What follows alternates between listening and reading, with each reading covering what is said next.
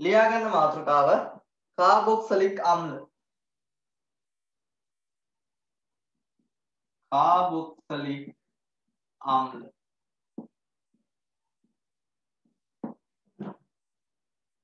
කාබොක්සිලික් අම්ල කියන්නේ COOH කාණ්ඩයක් ඉන්නවා නම් අපි අද කියනවා කාබොක්සිලික් අම්ලයක් කියලා. නමේව තියෙනවා අම්ල. කාබොක්සිලික් අම්ල කියන්නේ අම්ලයක් කියන්නේ ජල ද්‍රාවණයේදී H+ නිදහස් කළ හැකි ප්‍රභේද වලට කියනවා අපි අම්ල කියලා. එහෙනම් කාබොක්සිලික් අම්ල ඇයි ආම්ලික වෙන්නේ? විද්‍යුත් ඍණ ඔක්සිජන්ට තමයි හයිඩ්‍රජන් බැඳලා ඉන්නේ. විද්‍යුත් ඍණ පරමාණුව විද්‍යුත් ඍණතාවය කියන්නේ බන්ධනයක ඇති පරමාණුවක් මගින් බන්ධන ඉලෙක්ට්‍රෝන තමා දෙසට ඇද ගැනීමේ හැකියාව. බන්ධනයක ඇති පරමාණුව බන්ධන ඉලෙක්ට්‍රෝන. එතකොට මේ ඔක්සිජන් කරන්නේ මේ ඉලෙක්ට්‍රෝන මෙහෙට හොඳටම අදිනවා. එතකොට බන්ධනය කැඩිලා හයිඩ්‍රජන් එයාට අයිති ඉලෙක්ට්‍රෝනයත් ඔක්සිජන්ට දීලා හයිඩ්‍රජන් ධන විදියට ඉවත් වෙන්න පුළුවන්. අන්න H+ නිදහස් කරන ප්‍රභේදයක්. එහෙනම් කාබොක්සිලික් අම්ල ආම්ලික බව ඔයගොල්ලන්ට පැහැදිලි. කාබොක්සිලික් අම්ල ගත්තොත් එහෙම අපි නිකන් සම්මතයේ කතා කරන නම් තියෙන්නේ. H නම් මේ තියෙන කොටස. මෙයාට කියනවා අපි ෆෝමික් අම්ලය කියලා. ෆෝමික් අම්ලය. මේකටම තමයි මෙතනොයික් ඇසිඩ් කියන්නේ. මෙතනොයික් කාබන් එකයි මෙත් ඔයික් ඇසිඩ්. කාබොක්සිලික් වල ඔයික් ප්‍රත්‍යය ඉන්නේ යකට. මෙතනොයික් ඇසිඩ්. එතගින් කාබන් දෙකයි න CH3COOH. මොකද්ද මෙයා? එතනොයික් අම්ලය නැත්තම් මෙයාට කියනවා අපි ඇසිටික් අම්ලය කියලා.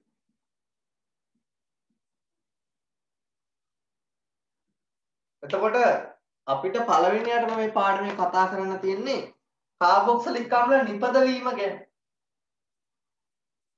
කාබොක්සිලික් අම්ල නිපදවීම. මේක මේ වෙනකොට කතා කරලා ඉවර කොටසක්. ඔයගොල්ලන්ට අපි මේ වෙනහන් කරපු කොටස් වලදී කාබොක්සිලික් අම්ල හැදුණු අවස්ථාවලට උදාහරණ මතක ඇති. මතකද?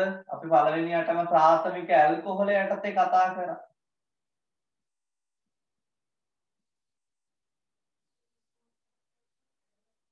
ප්‍රාථමික ඇල්කොහොලයක් අරගෙන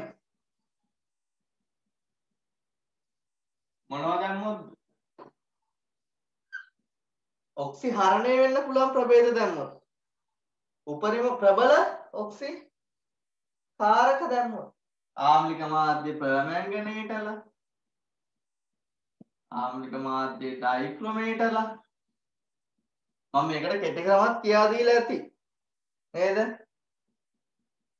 ෆෝමික් ඔක්සයිඩ්ලා දැම්මොත් මතකද? OH පැඳුණු කාබන් ටින්න හයිඩ්‍රජන්ලා ඔක්කොම OH වෙනවා කිව්වා. ඒ අතරින් ජලාණුවත් වෙනවා කො කෙටි ක්‍රමය. මේකෙන් ලැබෙන්නේ මොකක්ද එතකොට? කාබොක්සිලික් අම්ලය. මතකද? ප්‍රාථමික ඇල්කොහොල ප්‍රබල ඔක්සි කාරක එක්ක ප්‍රතික්‍රියාවේදී ලැබුණේ කාබොක්සිලික් අම්ල. මේකට PCC දැම්මම ලැබුණේ ඇල්ඩිහයිඩය. එක H එකයි එතන OH උනේ. කෙටි ක්‍රම මතකයි නේද? ඔන්න ප්‍රාථමික ඇල්කොහොල ප්‍රතික්‍රියාව. මෙතනදී ප්‍රාථමික ඇල්කොහොලය ඔක්සිකරණයට ලක් වෙනවා. මේගොල්ලෝ ඔක්සිහරණය වෙන්නේ කවුරු බවටද? පර්මැංගනේට් හිටියනම් Mn ධන 2 බවට. ඩයික්‍රොමේට් හිටියනම් Cr ධන 3 බවට. මෙයත් ධන 6 ඉඳ Cr ධන 3. ඔක්සිකරණ ඔක්සිහරණ ප්‍රතික්‍රියා. රෙඩොක්ස් ප්‍රතික්‍රියා. තව උතනදිම මතක් වෙන්න ඕනේ ඇල්ඩිහයිඩ වගේ හදා ගන්න පුළුවන්. ඒකත් අපි ඔක්සිකරණය යටතේ කතා කරා. ඇල්ඩිහයිඩ වගේ මේකට උන PCC දැම්මොත් එන්නේ ඇල්ඩිහයිඩ. එතකොට අපි ඇල්ඩිහයිඩ ගමු. මෙයාට මොනවද දැම්මොත් HOH එන්නේ. මේ කට්ටියම දැම්මත් හරි නැත්තම් PCC වලට පුළුවන් එක H එකක් OH කරන්න. ඉරිඩීනියම් ක්ලෝරෝබ්‍රෝමේට් හරි නැත්තම් ඔක්සිහරණය වෙන්න පුළුවන් ඕනම කෙනෙක්. ආම්ලික මාධ්‍ය පර්මැංගනේට, ආම්ලික මාධ්‍ය ඩයික්‍රොමේට නේද? හයිඩ්‍රජන් පෙරොක්සයිඩ් උනත් යාර පුළුවන් ඔක්සිහරණය වෙන්න. ඔක්සිහරණය වෙන්න පුළුවන් ඕනම එකක්. මේ කට්ටිය ඔක්සිහරණය වෙනවා. මේගොල්ලෝ මොකද කරන්නේ? HOH වෙනවා ඔක්සිකරණය වෙනවා.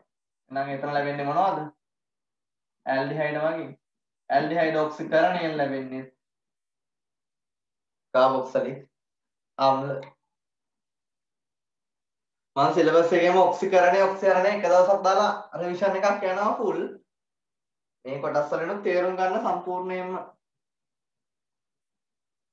එහෙනම් ඊළඟ අවස්ථාව මොකද්ද? 3. සයනයිඩ් වගේ නේද? සයනයිඩ් වර්ග දෙකක් ගන්න පුළුවන්.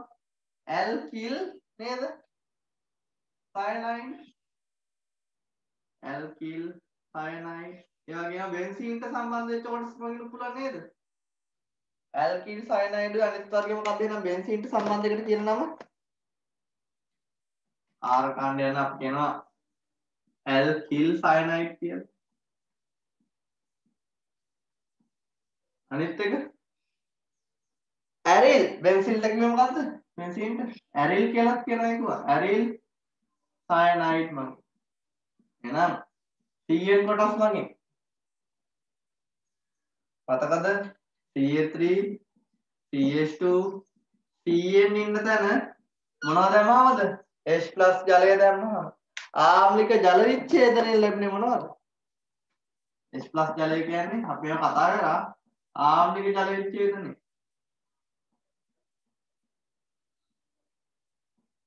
අපිට ජල විච්ඡේදනය කරන්න පුළුවන් ආකාරය ගැන අපි කතා කරලා තියෙන්නේ. COOH මේක අම්ලයක් දාලා උනත් පුළුවන් නැත්නම් සෝඩියම් හයිඩ්‍රොක්සයිඩ් බස්මේ දාලා උනත් පුළුවන්. හැබැයි මෙතන සෝඩියම් හයිඩ්‍රොක්සයිඩ් දැම්මම මොකද වෙන්නේ? ජලයත් එක්ක. ලැබෙන කාබොක්සිලික් අම්ලයේ සෝඩියම් හයිඩ්‍රොක්සයිඩ් එක්ක ප්‍රතික්‍රියා කරලා සෝඩියම් ලවණය හැදෙනවා කියලාත් අපි කතා කරා. නේද? මේක COOH කාබොක්සිලික් ස්ථායක තියෙනවා නම් ආම්ලික ජල විච්ඡේදනය පමණයි කරන්න ඕන. ඒ වගේම ඇරිල් සයනයිඩ්. ඒ කියන්නේ බෙන්සීන්ට ඇරිල් කියන්නේ බෙන්සීන්. බෙන්සීන්ට සම්බන්ධයකට CN හිටියත් ඒකට H+ ජලය දැම්ම වුණත් මේ දේ මෙහෙමම සිද්ධ වෙනවා. CN එක COOH වෙනවාමයි. පැහැදිලිද? අනිත් දේ මොකක්ද? මොන මතක ඇති? ග්‍රීන්හාට් ප්‍රතිකාරකයේ එක්කෙදිත් අපි කතා කරා. කාබන් ඩයොක්සයිඩ් ග්‍රීන්හාට් එක්ක ප්‍රතික්‍රියා වෙනවා. CO2 ග්‍රීන්හාට් ප්‍රතිකාරකය සමග ප්‍රතික්‍රියා වෙනවා. මේකට අපි යාන්ත්‍රණයක් ලිව්වා. මතකද යාන්ත්‍රණය?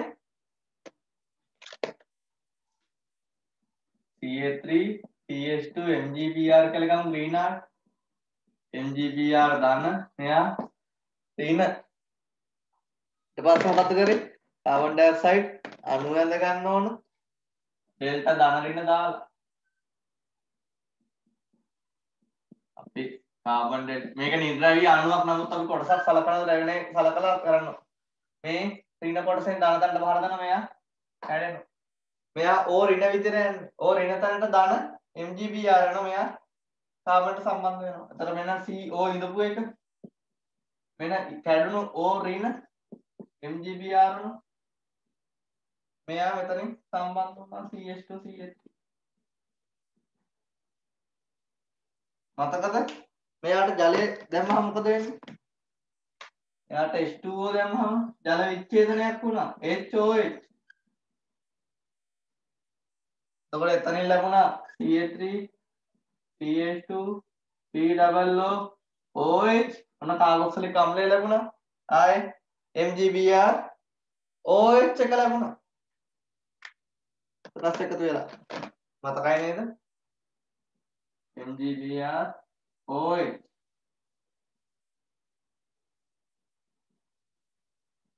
මේ අපි ආන්ත්‍රණ කීප වතාවක් කරා.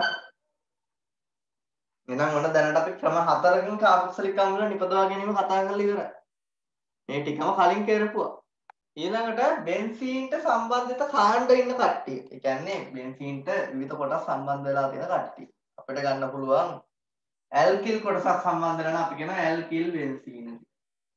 ඇල්කිල් බෙන්සීන. බෙන්සීන්. ආයේ අනිත් ඒවාට ඇරිල් එන්නේ මතකනේ? ඇරිල් ඇල්කොහොල. ඇරිල් කියන්නේ toy බෙන්සිල් කියන එකම තමයි. ඇරිල් ඇල්කොහොල. ආයේ මොනවද? ඇරිල් ඇල්ඩිහයිඩ්, ඇරිල් කීටෝන. ඇල්ඩිහයිඩ්. මේ බෙන්සීන්ට සම්බන්ධිත කාණ්ඩ ඉන්නවා නම් මේක විශේෂ දෙයක් මම මේ කලිනුත් කියලා ඇති බෙන්සීන්ට සම්බන්ධිත කාබන්ට කෙටි ක්‍රමයක් තියෙනවා මේකට බෙන්සීන්ට සම්බන්ධිත කාබන් බෙන්සීන්ට කෙලින්ම සම්බන්ධිත කාබන්ට ඒ කියන්නේ මේක නම් වෙන කෙලින්ම සම්බන්ධිත කාබන් මෙයා එයාට හයිඩ්‍රජන් එක්කෙනෙක් හරි ඉන්නවනම් හයිඩ්‍රජන් එකක් හෝ පවතින විට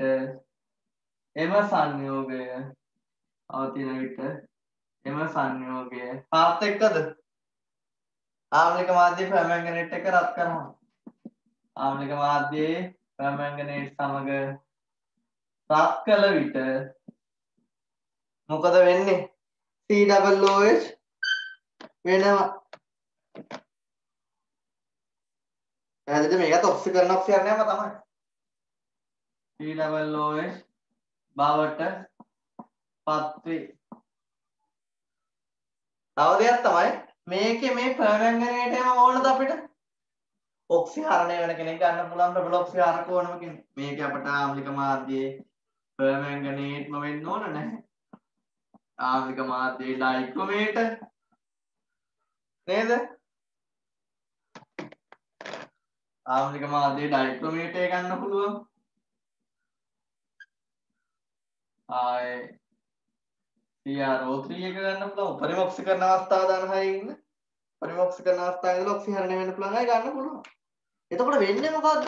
එක H එකක් හරි ඉන්නවනම් බෙන්සීන්ට බැඳුණු කාබන්ට එක H එකක් හරි ඉන්නවනම් එයා ආම්ලික මාධ්‍යයේ පර්මැංගනේට් දාපු ගමන් මොකද වෙන්නේ? කතාවක් නෑ COOH ම වෙනවා. මොකක් හිටියත් COOH වෙනවා H එකක් ඉන්නවනම්. ඔයගොල්ලෝ හිතන්න බලන්න කාබන් එකක් අඩු වෙලානේ කියන්නේ. එහෙම නෙවෙයි. එක H එකක් හරි බෙන්සීන්ට බැඳුණු කාබන්ට ඉන්නවනම් එළියෙම COOH වෙනවා. පැහැදිලිද? මෙයා වෙනුවට මේගොල්ලොත් ගන්න පුළුවන්.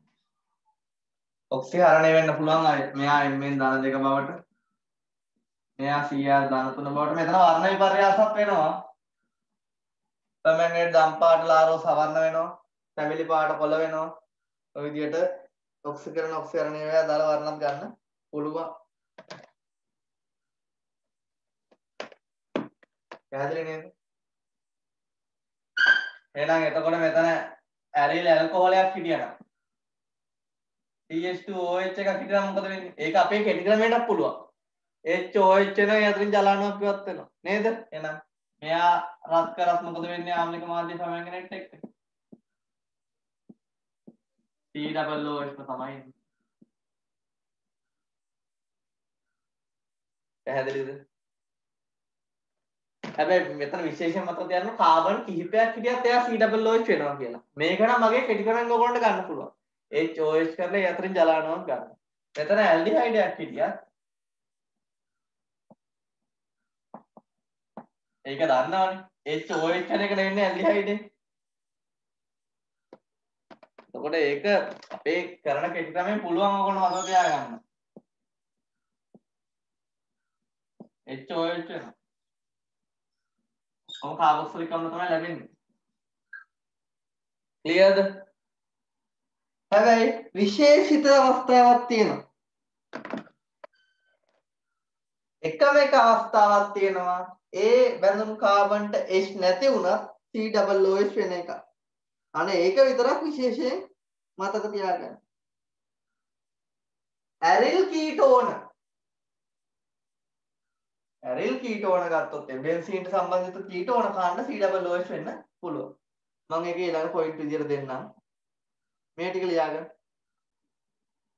බෙන්සීන්ට සම්බන්ධිත කාබන්ට H නැත්නම් අපි ගමු බෙන්සීන්ට සම්බන්ධිත කාබන්ට CH3 කාණ්ඩම ඉන්නවා. බෙන්සීන්ට සම්බන්ධිත කාබන්ට CH3ම ගත්තොත් ඉන්නේ. මෙයාට ඉන්නේ CH3 කාණ්ඩම නම.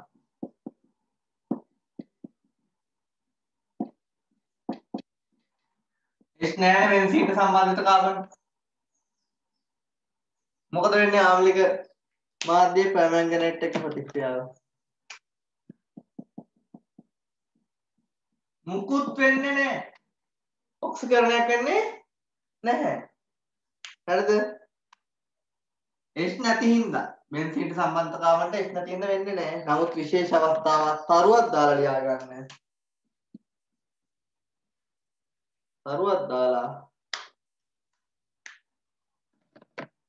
නමුත් ඇරිල් කීටෝන ඔක්සිකරණය වේ කියන එක විශේෂයි. ඒ කියන්නේ බෙන්සීන්ට සම්බන්ධිත කීටෝන කොටසක්.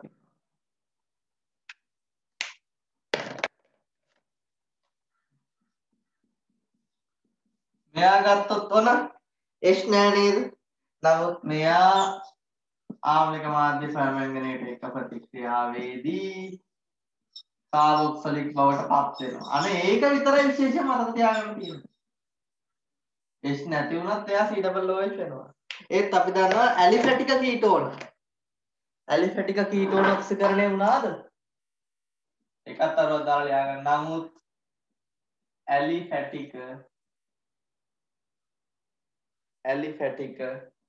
කීටෝන ඔක්සිකරණය නොවේ. ඒ කියන්නේ CH3 CH2 COCH මේවා ඇරිල් කීටෝන මේවා ඇලිෆැටික. ආර කාණ්ඩ සම්බන්ධව තියෙන CH3 CH2 COCH වගේ වට මේ කීටෝන එක ගත්තොත් අපි කලින් කතා කරා මේවා ආම්ලික මාධ්‍ය සමගනට එක මුළු ප්‍රතික්‍රියාවක් වෙන්නේ නැහැ. එහෙනම් සාරාංශය තමයි බෙන්සීන්ට සම්බන්ධිත කාබන්ට H ඉන්නවා නම් සංයෝගයේ COOH වෙනවා.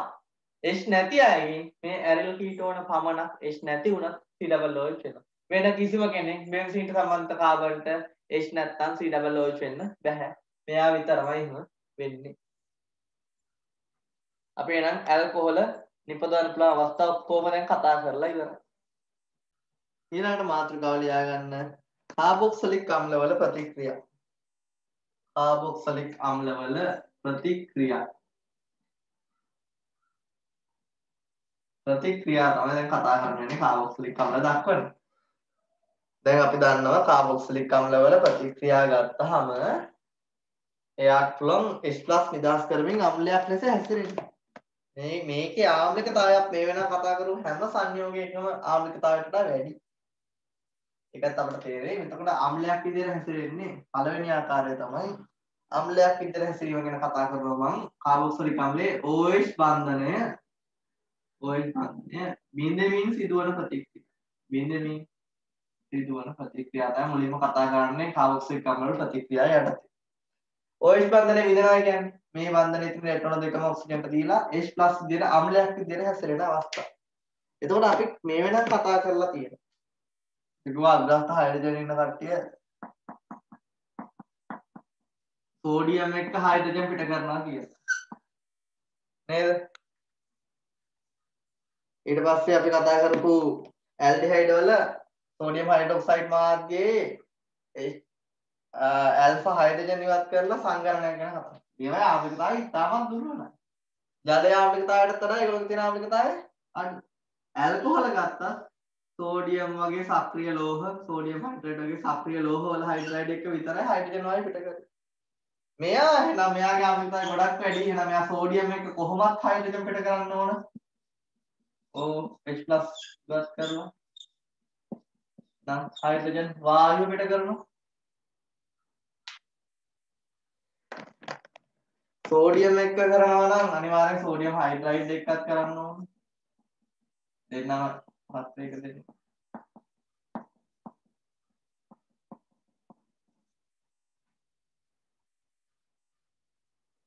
නේද? මෙයාගේ ආම්ලික ප්‍රබලතාවය ගොඩක් වැඩි හින්දා මෙයාට පුළුවන් සෝඩියම් හයිඩ්‍රොක්සයිඩ් එක්ක ප්‍රතික්‍රියා කරන්න.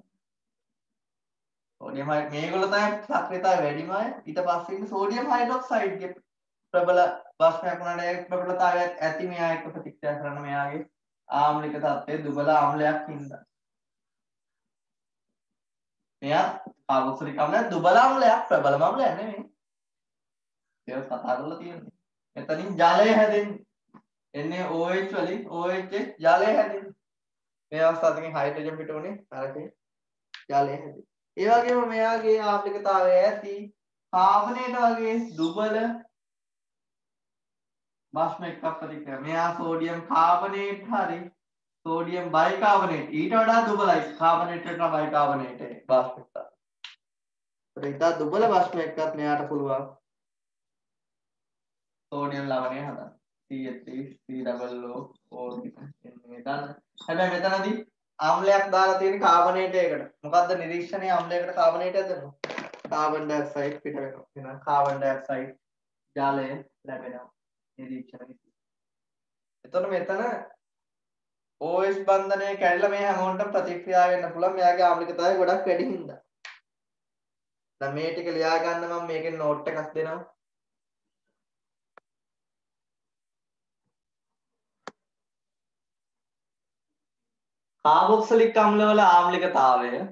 කාබොක්සිලික් අම්ලවල ආම්ලිකතාවය හේතු වෙන්නේ කාබොක්සිලික් අම්ලවල ආම්ලිකතාවය හේතු වෙන්නේ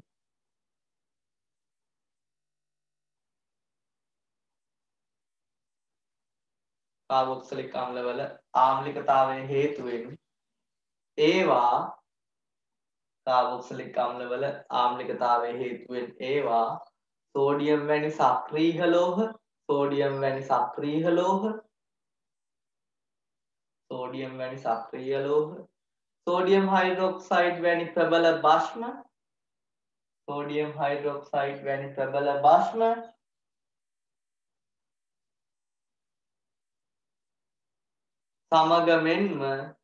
සමග මෙන්ම සෝඩියම් කාබනේට් සෝඩියම් බයිකාබනේට් වැනි දුබල භස්ම සමගද ප්‍රතික්‍රියා කරයි.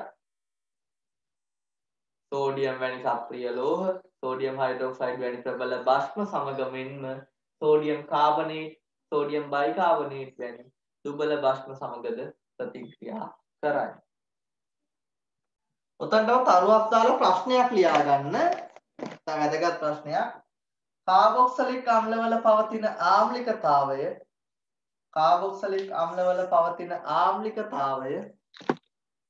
කාබොක්සිලික් අම්ලවල පවතින ආම්ලිකතාවය සංප්‍රයුක්ත ව්‍යුහ මගින් පැහැදිලි කරන්න. කාබොක්සිලික් අම්ලවල පවතින ආම්ලිකතාවය සංප්‍රයුක්ත ව්‍යුහ මගින් පැහැදිලි කරන්න. මුලින්ම බලමු අපි කාබොක්සිලික් අම්ලයේ ආම්ලික ගති ගුණය කියන්නේ. ඔන්න CH3COOH. මෙයා ජලීය ද්‍රාවණයදී මොකද කරන්නේ? ජලයට H+ නිදාස් කරනවා. එතකොට ඇති වෙන්නේ කාබොක්සිලේට් අයනය. මේ O ඍණ අයනයට කියන්නේ මොකද්ද? කාබොක්සිලේට්. ජලයේ H+ ගන්නවා H2+ ජලයේ භස්ම විදිහට හැසිරෙනවා. මේකට Ka ප්‍රකාශනයක් තියෙනවා සමතුලිතතාවයට අපි කතා කරමු. හරිද? දැන් මට ඕනේ මේ කාබොක්සිලික් අම්ලයේ ආම්ලික බව සංප්‍රයුක්ත ව්‍යුහ මගින් පැහැදිලි කරන්න. ඒ කියන්නේ කාබොක්සිලික් අම්ලයට මේ විදිහට පත් වෙන්න පුළුවන් කියන එකනේ අම්ලයක් විදිහට හැසිරෙනවා කියන්නේ. එහෙනම් මේක ස්ථායීතාවය පැහැදිලි කරා නම් හරි නේද? මෙයාගේ ස්ථායීතාවය පැහැදිලි කිරීම කරා නම් මේ හැදෙන එක කාබොක්සිලික් අම්ලය අම්ලයක් විදිහට හැසිරෙද්දී ගෙන දෙන අයනය ස්ථායි කියන්නේ කාබොක්සිලික් අම්ලයට අම්ලයක් විදිහට හැසිරෙන්න පුළුවන් නේද? මේ ප්‍රශ්නේ විභාග ප්‍රශ්නයක් විදිහට එන්න පුළුවන්. එහෙනම් අපි මේකට මේකේ ස්ථායීතාවය කතා කරන්න හරිනේ. මේ කාබොක්සිලේට් අයනයේ ස්ථායීතාවය බලන්නකෝ. එයාට පුළුවන් සංප්‍රයුක්ත ව්‍යුහ ඇති කරගන්න. මේ එකසර මෙතනට දෙනවා සංප්‍රයුක්ත ව්‍යුහ දෙන්නේ කොහොමද? එකසර බන්ධන කරනවා බන්ධන එකසර.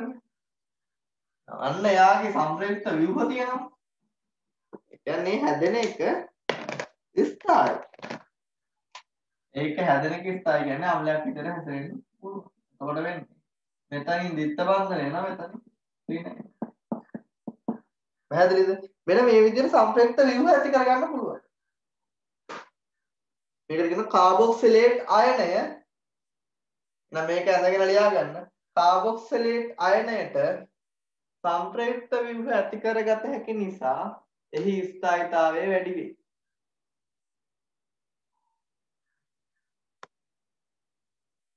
ලියන්න. කාබොක්සිලේට් අයනයට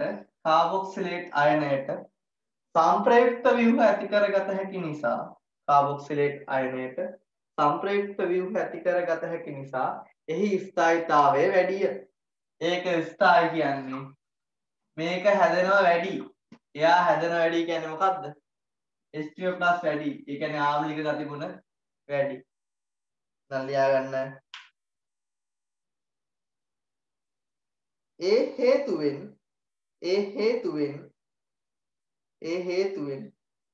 කාබොක්සිලේට් අයනය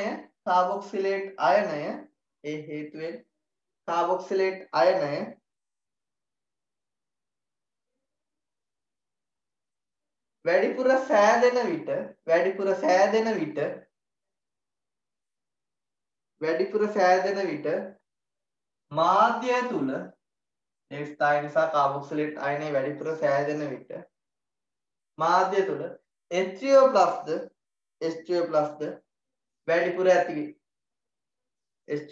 ද වැඩිපුර ඇති වේ.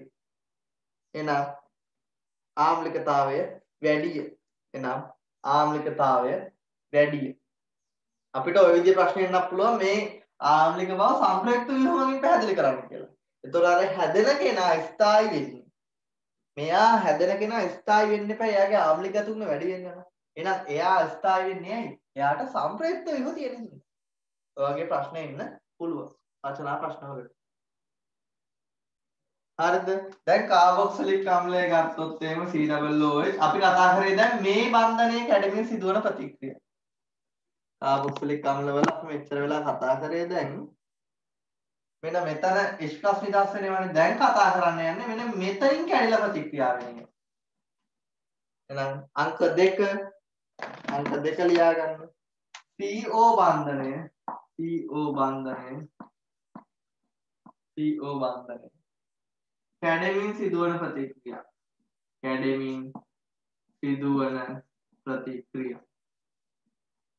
දැන් මේ OH ඉවත් කරලා මෙතනට කොටස් සම්බන්ධ වීම ගැන තමයි කතා කරන්නේ.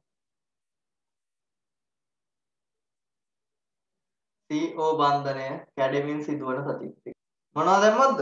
PCl5 දැම්මොත් වෙන්නේ මොකද්ද? CH3 CH2 OH ට මම දානවා PCl5 PCl3 ඕන එකක් දාත හැකියි. ආයෝනම් Br සම්බන්ධ කරතේ PBr3 නැත්නම් HBr දාලා නැත්නම් PBr5 දාලා මොකද වෙන්නේ? OH එක වෙනකොට Br සම්බන්ධ වෙනවා. එතන නම් Cl එතන නම් Br.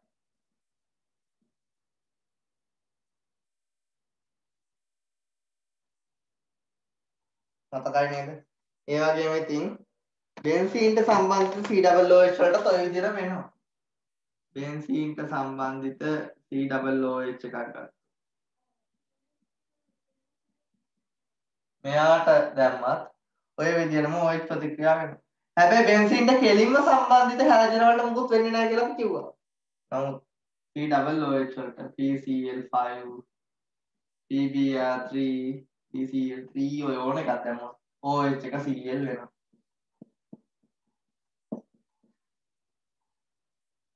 අම්ල chloride COCl බෙන්සීන්ට සම්බන්ධිත. ඒ වගේම තමයි මේකත් Br සම්බන්ධ කරන්න පුළුවන්. PBr3 PBr5 HBr වදාලා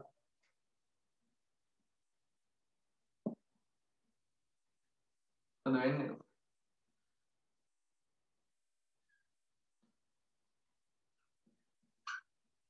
CO Br OH වෙනුවට ඒ අදාළ හේලයිඩ් එක සම්බන්ධ වෙන්න පුළුවන්. එහෙනම් එතුනේ CO බන්ධනය කැඩිලා OH වෙනුවට හැලජනය සම්බන්ධ වීම.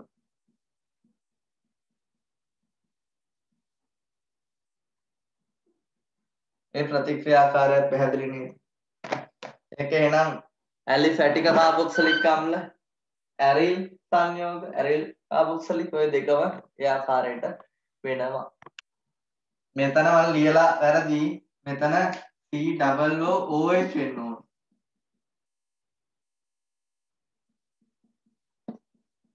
මේක නේද ඇහුවේ? ඔව්. ඇල්කොහොල් එකත් එහෙම වෙනවා කාබොක්සිලික් එකෙත් වෙනවා. අපි මෙතන කතා කරේ කාබොක්සිලික් ගන්න නේද? ඇල්කොහොලේ තිබ්බ OH එකත් ClBr වුණා. CCl3 PBr3 ඔය දැම්මහම. ඒ වගේම ඇල්කොහොලේ OH එකත් වෙනවා. මම මෙතන කතා කරේ ඇල්කොහොල්නේ. මට වැරදිලා තමයි අතන මේ CH2OH ඇල්කොහොල් නම් ඇල්කොහොල් වලත් එහෙම වෙනවා. දැන් මෙතන අපි කතා කරන්නේ මේ කාබොක්සිලික් වල නේද? කාබොක්සිලික් වල OH එක තමයි Cl වෙන්නේ. අහපු එක හොඳයි. ඒතර මේකේ ලැබෙන අතුරු බලත් අපට ඕන ලියන්න පුළුවන්. PCl3 දැම්මන අතුරු බලය H3PO3 ධන තුනේ කියන. ධන පහ නම් H3PO4 තමයි අතුරු බලය නැත්නම් POCl3 ධන පහේ ඉන්න කෙනෙක්. ඒවත් අහන්න පුළුවන්. ධන තුනෙන් H3PO3 ධන පහෙන් ලැබෙන අතුරු බලය. අපි ඇල්කොහොල් වලට කතා කරා. ඇල්කොහොල් වල වෙන දේම තමයි මෙතන වෙන්නේ. ඇල්කොහොල් වලත් OH වෙනුවට මේ හැලජනය සම්බන්ධ වීම කාබොක්සිලිත් ඒ විදිහටම හැසිරෙනවා.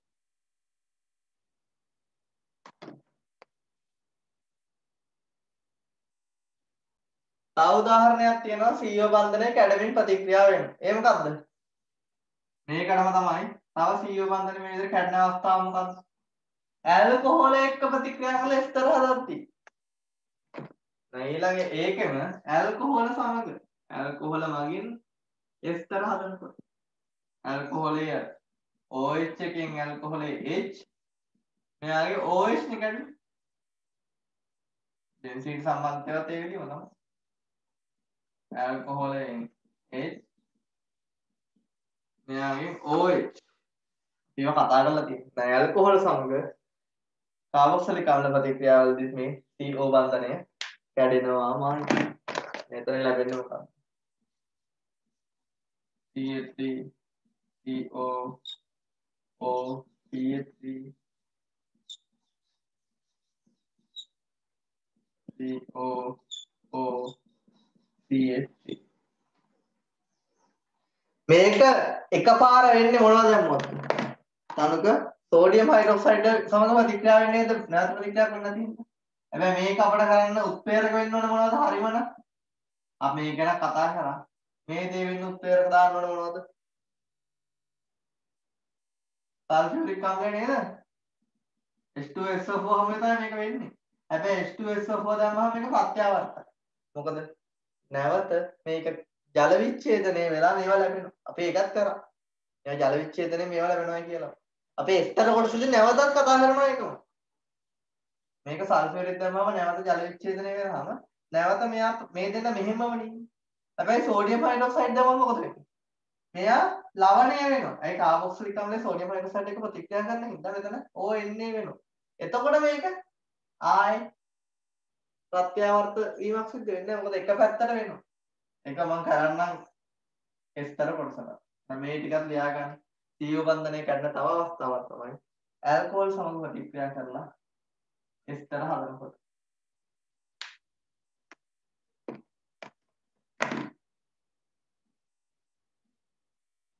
ඔක්කොම අපි කලින් කතා කරපුවා. එහෙනම් අවසාන ප්‍රතික්‍රියාව කාබොක්සිලික් අම්ල වල අවසාන එක ලිතියම් ඇලුමිනියම් හයිඩ්‍රයිඩ් මගින් ඔක්සිහරණය. ලිතියම් ඇලුමිනියම් හයිඩ්‍රයිඩ් මගින් ඔක්සිහරණය. මෙතනින් කාබොක්සිලික් ඉවරයි. නේද? එහෙනම් CH3COOH ඉන්න එකට අපි මේක කරා ඇල්කොහොල නිපද වීම යටතේ. ඔයගොල්ලන්ට මේකට ලිතියම් ඇලුමිනියම් හයිඩ්‍රයිඩ් දාලා පස්සේ ජලය දැම්මම මේක අපි එක එක විදිහට කරා. ලිතියම් ඇලුමිනියම් ඩියුටරයිඩ් දාලා H2O D2O දාලා ඒ එක එක විදිහවලට වෙනස් කරලා ගොඩාක් ප්‍රශ්න කරා. මොකද්ද වෙන්නේ? O එක CH2 දෙකක් CH3 CH2 OH බවට ඔක්සිහරණය වෙනවා. කාබොක්සිලික් අම්ලය වෙන්නේ ඔක්සිහරණය. මොන ඔක්සිකරණාංක හොයලා බලන්න එහෙනම් ලිතියම් ඇලුමිනියම් හයිඩ්‍රයිඩ් ඔක්සිකරණය. නමුත් සෝඩියම් බෝරෝන් හයිඩ්‍රයිඩ් ප්‍රබලතාවය මේ සඳහා ප්‍රමාණවත් නොවේ. ඒ කියන්නේ මේ දේ සෝඩියම් බෝරෝන් හයිඩ්‍රයිඩ් දැම්මට සිද්ධ වෙන්නේ නැහැ. මතකද? මේවා අපි කතා කරලා තියෙනවා. එයාට සෝඩියම් බෝරෝන් හයිඩ්‍රයිඩ් දාලා ඊට පස්සේ ජලය දැම්මොත් මේ දේ වෙන්නේ. නමුත් ඇල්ඩිහයිඩ් එක ගත්තොත් ලිතියම් ඇලුමිනියම් හයිඩ්‍රයිඩ් එකක් ප්‍රතික්‍රියා කරා සෝඩියම් බෝරෝන් හයිඩ්‍රයිඩ් එකත් ඒ ප්‍රතික්‍රියාව හැම සිද්ධ කරා. නමුත් කාබොක්සිලික් ලිතියම් ඇලුමිනියම් හයිඩ්‍රයිඩ් එක විතරයි ප්‍රතික්‍රියා කරන්නේ. කාබොක්සිලික් වගේ තමයි මෙතන NH2 හිටියා. NH2 කාණ්ඩ හිටියත් මේ CO NH2 හිටියත් ඒගොල්ලෝ ලිතියම් ඇලුමිනියම් හයිඩ්‍රයිඩ් එක විතරයි ප්‍රතික්‍රියා කරන්නේ. සෝඩියම් බෝරෝන් හයිඩ්‍රයිඩ් එක ප්‍රතික්‍රියා කරන්නේ නැහැ. මේ විදියටම තමයි මෙතන NH2 හිටියත් වෙන්නේ. ඒවත් අපි කතා කරනවා ඉස්සර. මේ NH2 ට සෝඩියම් බෝරෝන් හයිඩ්‍රයිඩ් එක ප්‍රතික්‍රියා කරන්න බෑ. ඒ සෝඩියම් බෝරෝන් හයිඩ්‍රයිඩ් එකේ මේ ප්‍රබලතාවය මදි ඔක්සිහරණය කරන්න. තේරුණා නේද?